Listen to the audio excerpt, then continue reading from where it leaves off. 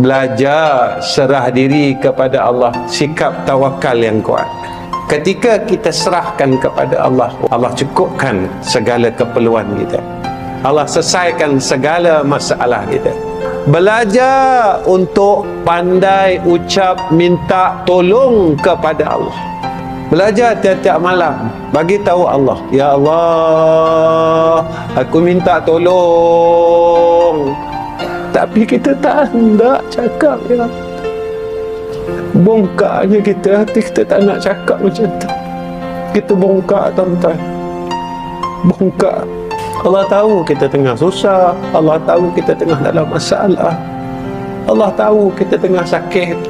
Allah nak kita cakap dengan dia aja. Kalau engkau susah, kalau engkau ada hajat, bagi tahu aku.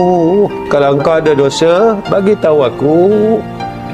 Kalau engkau mengharap kepada manusia, nescaya manusia akan mengkhianati engkau. Jika engkau ingin mencari kesempurnaan pada seluruh manusia, maka engkau tidak akan menemui titik kesempurnaan itu.